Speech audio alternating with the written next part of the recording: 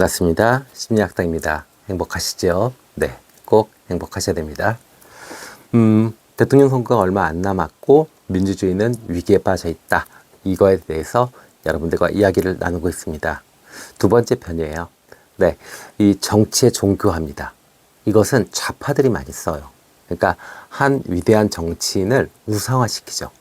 물론 많은 분들이 좋아하고 또 인정할 만한 분들이니까 분명히 우상화할 수 있는 어떤 소재라든지 어떤 서사적 구조가 있을 거예요. 근데 그것이 너무 강해지다 보면, 그쵸? 그러다 보면 한 개인의 어떤 정치인이 아니라 이제는 뭐 구세주, 뭐 그다음에 어떤 이 영웅 막 이렇게 됩니다. 그러면 결국에 어떻게 되죠? 정치가 종교가 되는 겁니다. 그러면 그 또한 우리 국민들이 모두 다 피해를 보게 됩니다. 그래서 오늘은 두 번째 편, 네, 그 정치의 종교화, 그 개딸들, 네, 이재명 씨를 너무너무 사랑하는 그 개딸들의 팬덤 문화, 팬덤 정치의 문제점에 대해서 여러분들과 알아보도록 하겠습니다. 자, 예시를 들어드리는 거예요. 자, 첫 번째입니다. 일단은 비판이 불어댑니다. 그래서 이 개딸들은 이재명을 비판하면 안 되는 성역, 이걸로 딱 설정을 합니다. 근데 이거는 그 전에도 그랬죠. 문재인 대통령 때도 그랬잖아요. 그죠? 문재인 대통령이 되기 전까지 어떤 뭐 좀 이렇게 시련도 있었고 막 어려움이 있었습니다. 그럴 때마다 이 팬덤들이 나타나서 네, 문재인을 공격만 하려고 그러면 난리가 납니다. 지금 이재명 씨가 그러죠. 그죠? 그래서 이 개딸 팬덤은 이재명에 대한 어떤 조그만 비판도 내부 공격으로 간주합니다.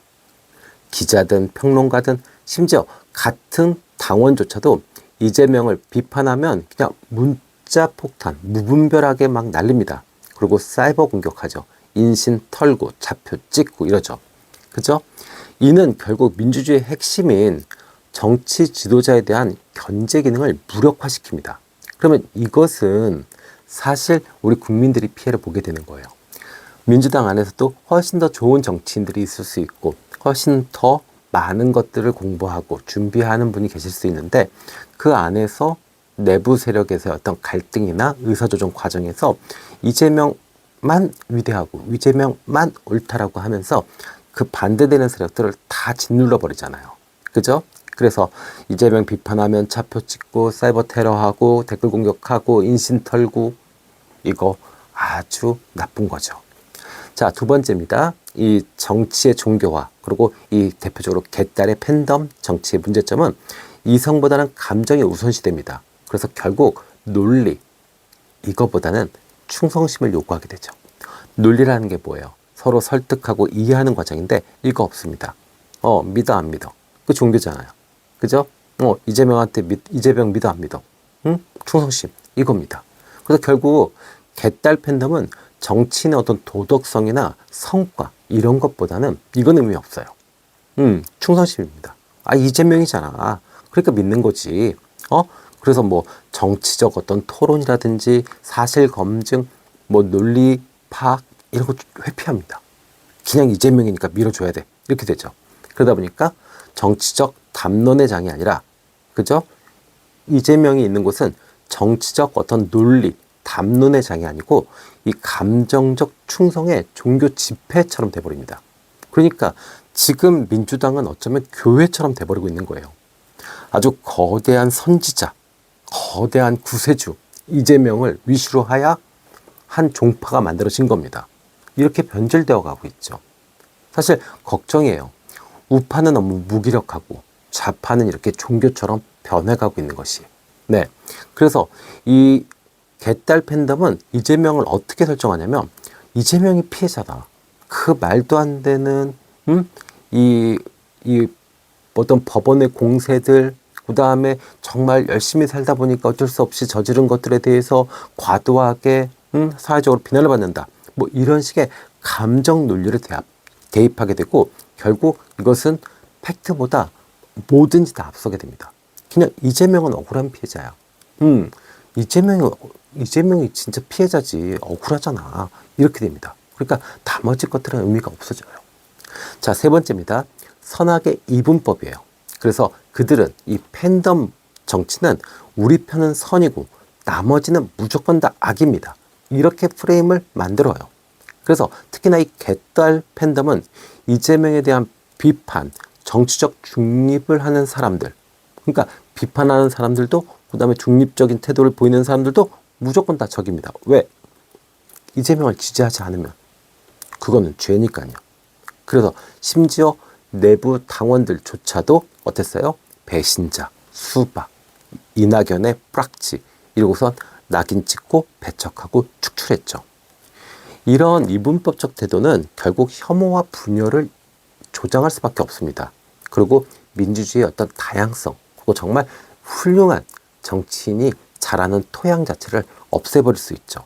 그러니까 같은 당의 의원도 필요 없습니다. 다른 계파면 무조건 공격하는 거죠. 이것이 팬덤 정치의 위험성, 피해입니다. 자, 네 번째입니다. 결국 이재명이라는 정치인을 신격화시킵니다. 그리고 이재명을 이제 구원자로 추앙하기 시작합니다. 자, 개딸들은 이재명을 단순한 정치인으로 보지 않아요. 불의한 권력에 맞서는 자, 개혁의 구세주로 묘사합니다. 이재명은 할 수 있어. 이재명이니까 하는 거야. 지금은 이재명이야. 이거죠. 이거 뭐예요?